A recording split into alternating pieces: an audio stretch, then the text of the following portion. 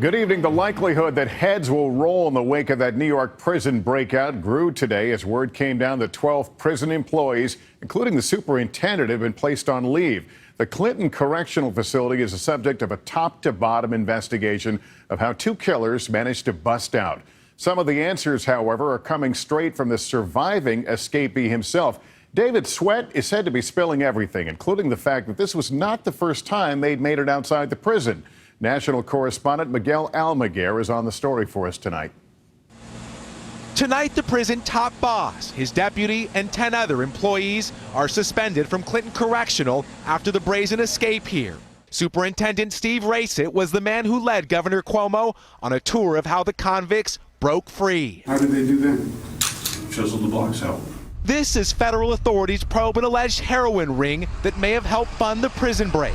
Tonight, the DA tells NBC News David Sweat claims to be the mastermind who started planning the elaborate prison break in January. He and Richard Matt never used power tools, only hacksaw blades to cut their way through prison walls and pipes. Sweat says he navigated the maze of catwalks for months, all alone.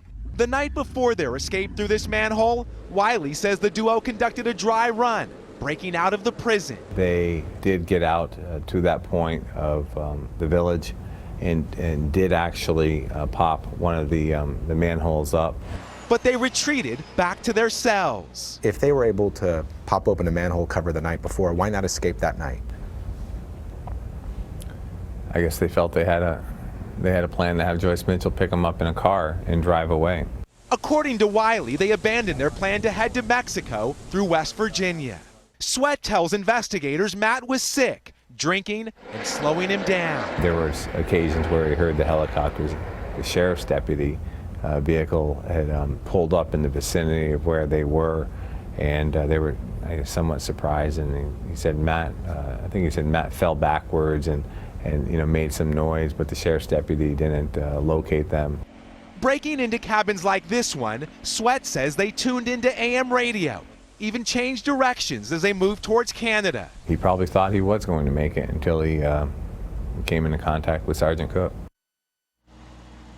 Sweat told investigators on several occasions he was just feet from being caught. He mentioned one incident in particular where he was on a tree stand suspended above search teams who were looking for him on the forest floor.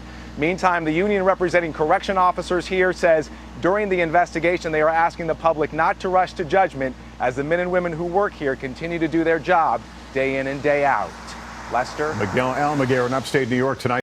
Hey, NBC News fans, thanks for checking out our YouTube channel. Subscribe by clicking on that button down here, and then click on any of the videos over here to watch the latest interviews, show highlights, and digital exclusives. Thanks for watching.